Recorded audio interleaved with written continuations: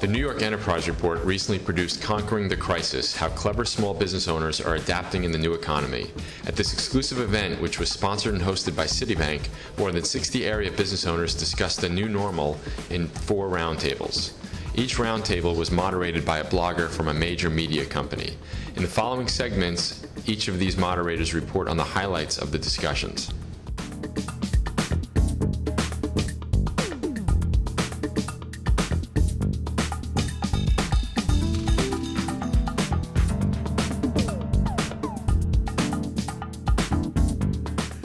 One of the questions was, is traditional media dead? When we talked about all the different things that people were doing, the vast majority of what people were doing were online strategies, whether it was keywords or SEO or pay-per-click or e-newsletters or blogging or whatever it was, by far, that's where people were putting their energy, what they were doing, what they were trying, and what they were finding was, most successful.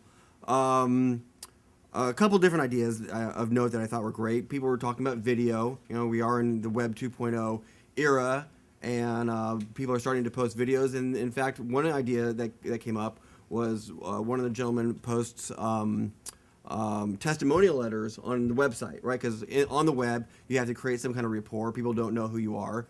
And how do you create that rapport if you can't see someone face to face? Well, you can post a testimonial letter from one of your clients. Then the idea came up, well, what about putting a picture next to the letter, or even a video of one of your clients or one of your customers, doing a testimonial on your behalf. That was the other idea we talked about a little bit, which was becoming the expert in your field, becoming known as the expert, writing, posting, blogging, whatever it takes to get your name out there. But that all said. We also found that some old school ideas are good because they're different now, right? So someone said, well, what we're doing now is we look for, what was the term? Vacuums and waves. There's a vacuum in old school ideas. So he started using posters. Right now, who uses posters anymore, or flyers or whatever it is? But he started using posters or even physical thank you notes. How as funny as that sounds, what a concept. Who gets those anymore? We get so much email now. The idea was, boy, the important thing is to distinguish yourself, and if everyone's doing this online stuff, and you do have to do it because that's where the eyeballs are, and you have to go where the eyeballs are, you also have to think about where the competition isn't. And so if you start doing some ideas, if you can start adopting ideas that other people are not doing as much, that is really valuable.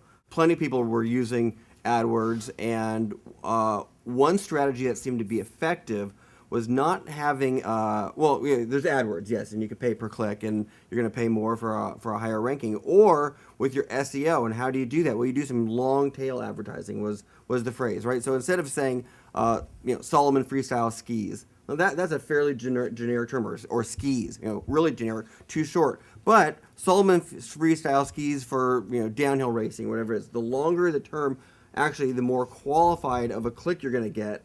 And a more targeted click you're going to get. We talked about branding a little bit, and you're preaching to the choir. I'm a big believer that yes, branding for big business is actually much easier. You're Coca-Cola and you have a multi-billion-dollar budget. It's not so hard to create a brand, but it's really important for the small business to create a brand because there's 26 million of us out there. So you need a hook to hang your hat on to give people a reason to remember you. And if it's whatever your e-strategy is, boy, it has to be coherent so that people are getting the same message again and again. And whether it's doing it because they see you on a video, or they read your e-newsletter, or they see your click, or they even listen to a podcast.